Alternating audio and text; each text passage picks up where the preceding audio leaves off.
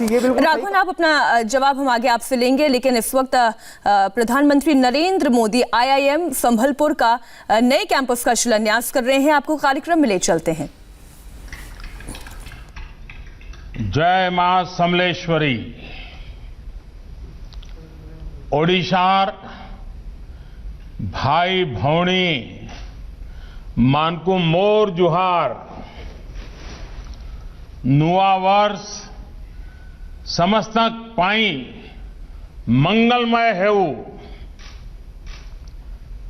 ओडिशा के माननीय राज्यपाल प्रोफेसर गणेशीलाल जी, मुख्यमंत्री मेरे मित्र श्रीमान नवीन पटनायक जी, केंद्रीय कैबिनेट में मेरे सहयोगी डॉक्टर रमेश पोखरियाल निशंक जी, उड़ीसा के ही रतन भाई धर्मेंद्र प्रधान जी, प्रताप सारंगी जी, ओडिशा सरकार के मंत्री, सांसद और विधायकगण, आईआईएम संबलपुर की चेयरपर्सन श्रीमती अरुंधति भट्टाचार्य जी, डायरेक्टर प्रोफेसर्स महादेव जायसवाल जी, फैकल्टी स्टाफ और मेरे सभी युवा साथियों, आज आईआईएम कैंपस के शिलान्यास के साथ ही ओडिशा के युवा सामर्थ्य को मजबूती देने वाली एक नवीन शिला भी रखी गई है। आईआईएम संबलपुर का परमानेंट कैंपस ओडिशा की महान संस्कृति और संसाधनों की पहचान के साथ ओडिशा को मैनेजमेंट की दुनिया में नई पहचान दिलाने वाला है। नए वर्ष के शुरुआत में इस शुभारंभ ने हम सबके आनंद को दोगुना कर दिया है। साथियों, बीते दशकों में एक ट्रेंड देश ने देखा।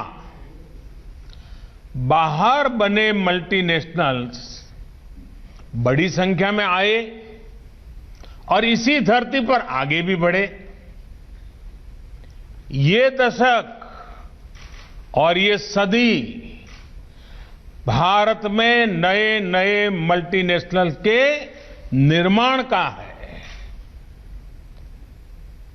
भारत का सामर्थ्य दुनिया में छा जाए, इसके लिए ये उत्तम कालखंड आया है। आज के स्टार्टअप्स ही कल के मल्टीनेशनल्स हैं और ये स्टार्टअप्स ज्यादातर किन शहरों में बन रहे हैं,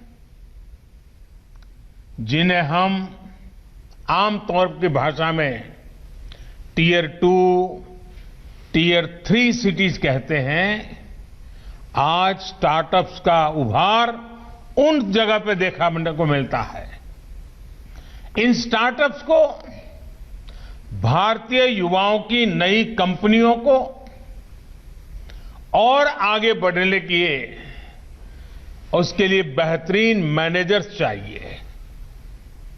देश के नए क्षेत्रों में नए अनुभव लेकर निकल रहे मैनेजमेंट एक्सपर्ट्स भारत की कंपनियों को नई ऊंचाई देने में बड़ी भूमिका निभाएंगे।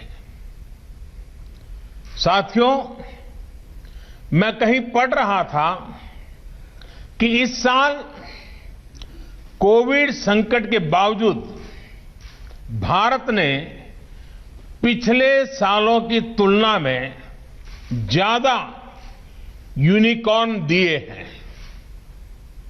आज खेती से लेकर स्पेस सेक्टर तक जो अभूतपूर्व रिफॉर्म्स किए जा रहे हैं, उनमें स्टार्टअप्स के लिए स्कोप लगातार बढ़ रहा है। आपको इन नई संभावनाओं के लिए खुद को तैयार करना है। आपको अपने कैरियर को भारत की आशाओं और आकांक्षाओं के साथ जोड़ना है। इस नए दशक में ब्रांड इंडिया को नई ग्लोबल पहचान दिलाने की जिम्मेदारी हम सब पर है, विशेष रूप से हमारे नौजवानों पर है।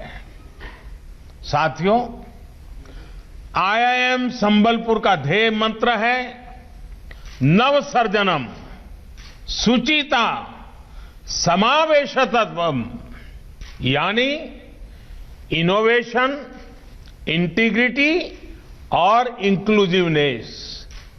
आपको इस मंत्र की ताकत के साथ देश को अपनी मैनेजमेंट स्किल दिखानी है। आपको नए निर्माण को तो प्रोत्साहित करना ही है, सभी के समावेश पर भी जोर देना है। जो विकास की दौड़ में पीछे छूट गया है उसे भी साथ लेना है। जिस जगह पर आईआईएम का परमानेंट कैंपस बन रहा है वहां पहले से मेडिकल यूनिवर्सिटी है, इंजीनियरिंग यूनिवर्सिटी है, 3 और यूनिवर्सिटीज है, सैनिक स्कूल भी है, सीआरपीएफ और पुलिस के लिए ट्रेनिंग इंस्टीट्यूट भी है। जो लोग संबलपुर के बारे में ज्यादा नहीं जानते वो भी अब अंदाज लगा सकते हैं कि आईआईएम जैसे प्रतिष्ठित संस्थान के बनने के बाद ये क्षेत्र कितना बड़ा एजुकेशन हब बनने जा रहा है। संबलपुर आईआईएम और इस क्षेत्र में पढ़ने वाले स्टूडेंट्स, प्रोफेशनल्स के लिए सबसे खास बात ये होगी कि ये पूरा इलाका ही एक तरह से आपके लिए एक प्रैक्टिकल लैब की तरह है। ये जगह प्राकृतिक रूप से इतनी भव्य है। ओडिशा का गौरव हीराकुंड बांध आपसे कोई ज्यादा दूर नहीं है। बांध के पास देवरीगढ़ सेंचुरी अपने आप में खास तो है ही, इसके बीच में वो पुण्य स्थान भी है जिसे वीर सुरेंद्र साईं जी ने अपना बेस बनाया था। इस एरिया के टूरिज्म पोटेंशियल को और बढ़ाने के लिए यहां के स्टूडेंट्स के आइडियाज और मैनेजरियल स्किल बहुत काम आ सकते हैं। ऐसे ही संबलपुरी टेक्सटाइल भी देश विदेश में मशहूर है। बांदा इक्कत फैब्रिक, उसका यूनिक पैटर्न, डिजाइन और टेक्सचर बहुत ही खास है। इसी तरह इस क्षेत्र में हैंडीक्राफ्ट का इतना काम होता है। सिल्वर फिलीग्री, पत्थरों पर नक्काशी, लकड़ी का काम, ब्रास का काम, हमारे आदिवासी भाई बहन भी इसमें बहुत पारंगत है। आईआईएम के छात्र छात्राओं के लिए संबलपुर के लोकल को वोकल बनाना उनका एक अहम दायित्व है। साथियों, आप ये भी भली भांति जानते हैं कि संबलपुर और उसके आसपास का इलाका अपनी मिनरल और माइनिंग स्ट्रेंथ के लिए भी जाना जाता है। हाई ग्रेड आयरन हो, बॉक्साइट, क्रोमाइट, मैंगनीज, कोल, लाइमस्टोन से लेकर गोल्ड, जेमस्टोन, डायमंड, यहां की प्राकृतिक संपदा को अनेक गुना बढ़ाते हैं। देश के इन नेचुरल एसेट्स को बेहतर मैनेजमेंट कैसे हो, कैसे ये पूरे क्षेत्र का विकास करें, लोगों का विकास करें, इसे लेकर भी आपको नए आइडियाज पर काम करना है। साथियों, ये मैंने आपको कुछ ही उदाहरण दिए हैं। उड़ीसा में वन संपदा, खनिज, रंगबती संगीत, आदिवासी आर्ट और क्राफ्ट, स्वभाव कवि गंगाधर मेहर की कविताएं, क्या नहीं है उड़ीसा के पास। जब आप में से अनेक साथी संबलपुरी टेक्सटाइल या फिर कटक की फिलीग्री कारीगरी, उसको ग्लोबल पहचान दिलाने में अपने कौशल का इस्तेमाल करेंगे, यहां के टूरिज्म को बढ़ाने के लिए काम करेंगे, तो आत्मनिर्भर भारत अभियान के साथ ही ओडिशा के विकास को भी और गति मिलेगी और नई ऊंचाई मिलेगी। साथियों, लोकल को ग्लोबल बनाने के लिए आप सभी आईआईएम के युवा साथियों को नए और इनोवेटिव समाधान तलाशने हैं। मुझे विश्वास है हमारे आईआईएम्स आत्मनिर्भरता के देश के मिशन में स्थानीय उत्पादों और अंतर्राष्ट्रीय कोलैबोरेशन के बीच ब्रिज का काम कर सकते हैं। आप सभी का जो इतना विशाल और दुनिया के कोने में फैला अलुमनाई नेटवर्क है, वो भी इसमें बहुत मदद कर सकते हैं। साल 2014 तक हमारे यहां 13 आईआईएम थे, अब देश में 20 आईआईएम है। इतना बड़ा टैलेंट पूल आत्मनिर्भर भारत अभियान को बहुत विस्तार दे सकता है। साथियों, आज दुनिया में अपॉर्चुनिटीज भी नहीं है, तो मैनेजमेंट की दुनिया के सामने चैलेंजेस भी नए हैं। इन चैलेंजेस को भी आपको समझना होगा।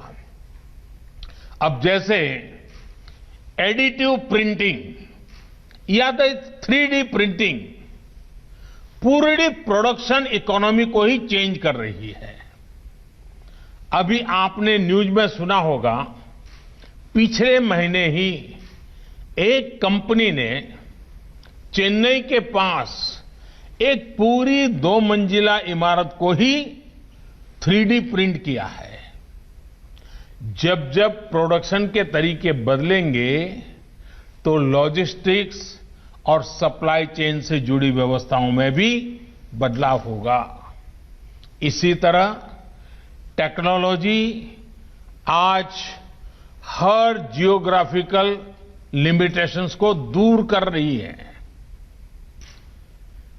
एयर कनेक्टिविटी ने 20वीं सदी के बिजनेस को सीमलेस बनाया, तो डिजिटल कनेक्टिविटी 21वीं सदी के बिजनेस को ट्रांसफॉर्म करने वाली है। वर्क फ्रॉम एनीवेयर के कंसेप्ट से पूरी दुनिया ग्लोबल विलेज से ग्लोबल वर्क प्लेस में बदल गई है। भारत ने भी इसके लिए हर जरूरी रिफॉर्म बीते कुछ महीनों में तेजी से किए हैं। हमारी कोशिश है कि हम ना सिर्फ समय के साथ चले, बल्कि समय के पहले चलने की भी कोशिश करें। साथियों, जैसे काम के तरीके बदल रहे हैं, वैसे ही मैनेजमेंट स्किल्स की डिमांड भी बदल रही है। अब टॉप डाउन या टॉप हैवी मैनेजमेंट के बजाय कोलैबोरेटिव, इनोवेटिव और ट्रांसफॉर्मेटिव मैनेजमेंट का समय है।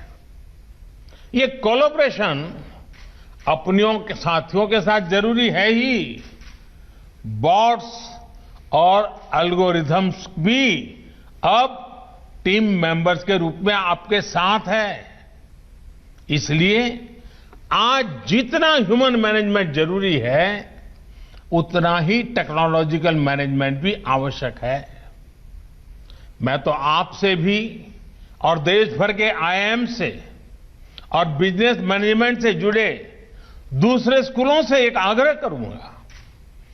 कोरोना संक्रमण के इस पूरे दौर में टेक्नोलॉजी और टीम वर्क की भावना से देश ने कैसे काम किया, किस प्रकार से 130 करोड़ देशवासियों की सुरक्षा के लिए कदम उठाए गए, जिम्मेवारियां उठाई गई, कोलैबोरेशन किया गया, जन भागीदारी का अभियान चला गया, इन सारे विषयों पर रिसर्च होना चाहिए, डॉक्यूमेंट तैयार होने चाहिए। 130 करोड़ के देश ने कैसे समय समय पर इनोवेट किया, कैपेसिटी और कैपेबिलिटी को कैसे भारत ने बहुत कम समय में ही एक्सपांड किया, इनसे मैनेजमेंट का बहुत बड़ा सबक है। कोविड के दौरान देश ने पीपीई किट का, मास्क का, वेंटिलेटर का परमानेंट सॉल्यूशन निकाल दिया है। साथियों, हमारे यहां एक परंपरा बन गई थी कि प्रॉब्लम सॉल्विंग के लिए शॉर्ट टर्म अप्रोच अपनाई जाए। देश अब उस सोच से बाहर निकल गया है। अब हमारा जोर तत्कालिक जरूरतों से भी आगे बढ़कर लॉन्ग टर्म सॉल्यूशन पर है और इसमें मैनेजमेंट का भी एक बहुत अच्छा सबक सीखने को मिलता है। हमारे बीच में अरुंधति जी मौजूद है।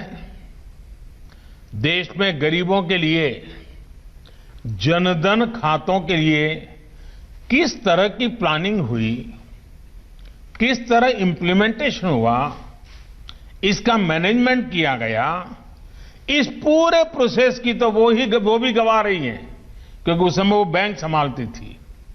जो गरीब कभी बैंक के दरवाजे तक नहीं जाता हो, ऐसे 40 करोड़ से ज्यादा गरीबों के बैंक अकाउंट खोलना इतना भी आसान नहीं है।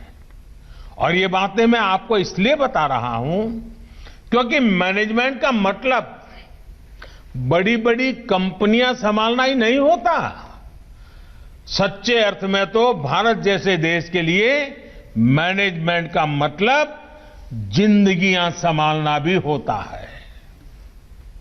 मैं आपको एक और उदाहरण देता हूं और ये इसलिए अहम है कि ओडिशा के ही संतान भाई धर्मेंद्र प्रधान जी की इसमें बड़ी भूमिका रही है। साथियों, हमारे देश में रसोई गैस आजादी के करीब करीब 10 साल बाद आ ही गई थी, लेकिन बाद के दशकों में रसोई गैस एक लग्जरी बन गई, रहीशी लोगों की प्रतिष्ठा बन गई। लोगों को एक गैस कनेक्शन के लिए इतने चक्कर लगाने पड़ते थे, इतने पापड़ बेलने पड़ते थे और फिर भी उन्हें गैस नहीं मिलती थी। हालत ये थी कि साल 2014 तक, आज से 6 साल पहले 2014 तक देश में रसोई गैस की कवरेज सिर्फ 55% थी, 55% थी। जब अप्रोच में परमानेंट सॉल्यूशन का भाव न हो तो यही होता है। 60 साल में रसोई गैस की कवरेज सिर्फ 55%। अगर देश इसी रफ्तार से चलता तो सबको गैस पहुंचने में ये शताब्दी भी आधी और बीत जाती। 2014 में हमारी सरकार बनने के बाद हमने तय किया कि इसका परमानेंट सॉल्यूशन करना ही होगा। आप जानते हैं आज देश में गैस कवरेज कितनी है? 98% से भी ज्यादा, 98% से भी ज्यादा। और यहां मैनेजमेंट से जुड़े आप सभी लोग जानते हैं कि शुरुआत करके थोड़ा बहुत आगे बढ़ना आसान होता है, असली चैलेंज होता है कवरेज को 100% बनाने में। साथियों, फिर सवाल ये है कि हमने ये कैसे प्राप्त किया, कैसे अचीव किया। ये आप मैनेजमेंट के साथियों के लिए बहुत अच्छी केस स्टडी है। साथियों, हमने एक तरफ प्रॉब्लम को रखा, एक तरफ परमानेंट सॉल्यूशन को रखा। चुनौती थी नए डिस्ट्रीब्यूटर्स की। हमने 10,000 नए गैस डिस्ट्रीब्यूटर कमीशन किए। चुनौती थी बॉटलिंग प्लांट कैपेसिटी की। हमने देश भर में नए बॉटलिंग प्लांट लगाए, देश की क्षमता को बढ़ाया। चुनौती थी इंपोर्ट टर्मिनल कैपेसिटी की, हमने इसे भी सुधारा। चुनौती थी पाइपलाइन कैपेसिटी की, हमने इस पर भी हजारों करोड़ रुपए खर्च किए और आज भी कर रहे हैं। चुनौती थी गरीब लाभार्थियों के चयन की, हमने ये काम भी पूरी पारदर्शिता से किया, विशेष तौर पर उज्ज्वला योजना शुरू की। साथियों, परमानेंट सॉल्यूशन देने की इसी नीयत का नतीजा है कि आज देश में 28 करोड़ से ज्यादा गैस कनेक्शन है। 2014 से पहले देश में 14 करोड़ गैस कनेक्शन थे। सोचिए, 60 साल में 14 करोड़ गैस कनेक्शन, हमने पिछले 6 वर्षों में देश में 14 करोड़ से ज्यादा गैस कनेक्शन दिए हैं। अब लोगों को रसोई गैस के लिए भागना नहीं पड़ता, चक्कर नहीं लगाना पड़ता। यहां उड़ीसा में भी उज्ज्वला योजना की वजह से करीब करीब 50 लाख गरीब परिवारों को गैस कनेक्शन मिला है। इस पूरे अभियान के दौरान देश ने जो कैपेसिटी बिल्डिंग की, उसी का नतीजा है कि उड़ीसा के 19 जिलों में सिटी गैस डिस्ट्रीब्यूशन नेटवर्क तैयार हो रहा है। साथियों, ये उदाहरण मैंने आपको इसलिए भी समझाया क्योंकि जितना आप देश की जरूरतों से जुड़ेंगे, देश की चुनौतियों को समझेंगे, उतने ही अच्छे मैनेजर्स भी बन पाएंगे और उतने ही अच्छे उत्तम सॉल्यूशन भी दे पाएंगे। मैं समझता हूं हायर एजुकेशन से जुड़े संस्थानों के लिए जरूरी है कि वो सिर्फ अपनी एक्सपर्टाइज तक ही फोकस न रहें, बल्कि उनका दायरा व्यापक होना चाहिए। इसमें बड़ी भूमिका वहां पढ़ने आने वाले स्टूडेंट्स की होती है। नई नेशनल एजुकेशन पॉलिसी में broad based, multi disciplinary, holistic approach पर बल दिया गया है। प्रोफेशनल एजुकेशन के समाज के साथ जो साइलोस आ जाते थे, उनको दूर करने का प्रयास किया जा रहा है। हम राष्ट्र के विकास के लिए हर किसी को मेन स्ट्रीम में, मुख्य धारा में लाना चाहते हैं। ये भी तो इंक्लूसिव नेचर ही है।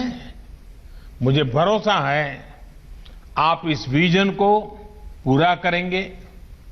आपके प्रयास, आईआईएम संबलपुर के प्रयास, आत्मनिर्भर भारत के अभियान को सिद्ध करेंगे। इन्हीं शुभकामनाओं के साथ आपण मान को बहुत बहुत धन्यवाद। नमस्कार। कह सकती हो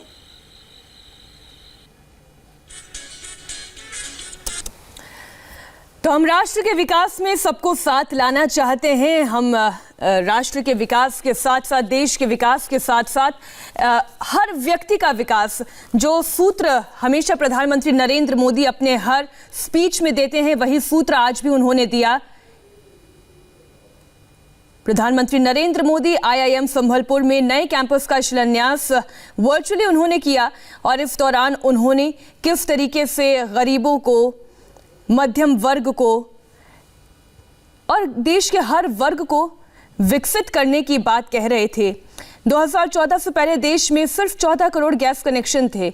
गैस सब्सिडीज की बात उन्होंने कही, कनेक्शंस की उन्होंने बात की, इसके अलावा बिजली की बात की, जनधन योजना की बात की। मैनेजमेंट का मतलब बड़ी बड़ी कंपनियां संभालना ही नहीं होता। ऐसी तमाम तरीके की बड़ी बातें प्रधानमंत्री नरेंद्र मोदी के संबोधन में शामिल थी।